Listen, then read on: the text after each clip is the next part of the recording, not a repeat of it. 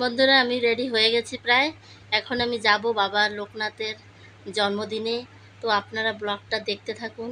আমাকে কেমন লাগছে সেটাও আপনারা বলবেন। তো পুরো ভিডিওটা আপনাদের সঙ্গে শেয়ার করব। এখন নিচে যাচ্ছি 10 মিনিট হেঁটে, ওখানে যেয়ে বাস ধরে তারপরে আমরা যাব। তো আপনারা দেখুন, পছন্দ হলে লাইক শেয়ার করবেন। ঠিক আছে, তো আমরা এখন সিঁড়ি থেকে নামছি। আমরা এখন হেঁটে হেঁটে নিচে যাব।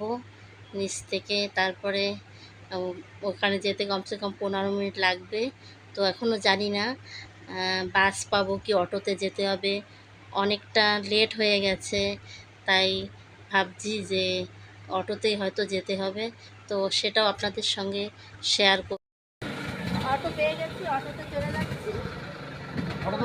আসুন, মেডিকেলের ওই জায়গায় যে লোকনাথ পূজা হচ্ছে ওখানে যে আপনাদের তারপরে কি হচ্ছে দেখাবো। বন্ধুরা, পৌঁছে গেছি মন্দিরের কাছে। তো অটো থেকে নেমে গেছি। তো আপনারা দেখতে থাকেন, মন্দিরের ভিতরটা আপনাদের এখন দেখাবো। চলেন তা।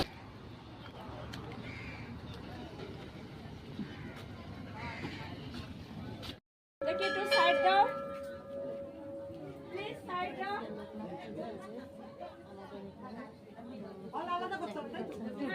অনেকেই আছে, তো কথা বলা যাবে না কারণ সুর আছে অনেক।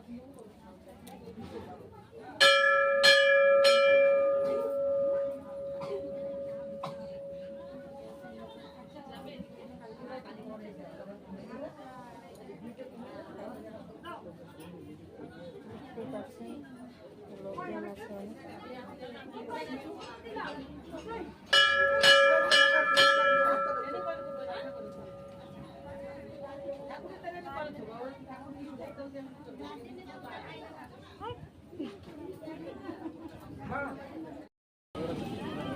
বন্ধুরা, দেখতেই পাচ্ছেন এই জায়গায় একটা দোকান খুলেছে। এই জায়গায় আজকে বাবার লোকনাথের জন্মদিন হিসাবে এখানে একটা দোকান বসেছে।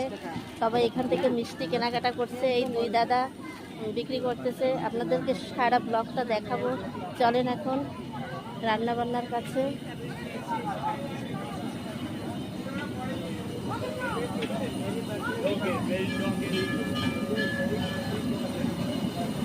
দেখেন এই জায়গায় রান্নাবান্না হচ্ছে।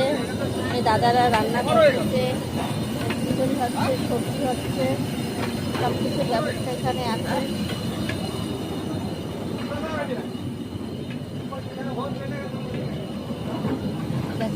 সব আয়োজন করেছে, আপনারা দেখতে থাকুন। এরপরে পরের ব্লকে আপনাদের সাথে দেখা হবে। বাই বাই, নমস্কার।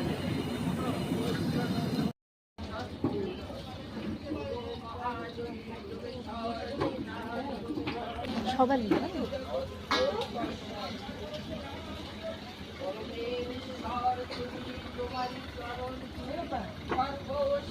জায়গায় অনেক সুর আছে, কথা বলা যাবে না, আপনারা দেখতে থাকুন। বন্ধুরা, পূজা খতম হয়ে গেছে, এখন আমরা বাড়িতে যাচ্ছি। আমরা আবার অটোতেই যাচ্ছি। ঠিক আছে।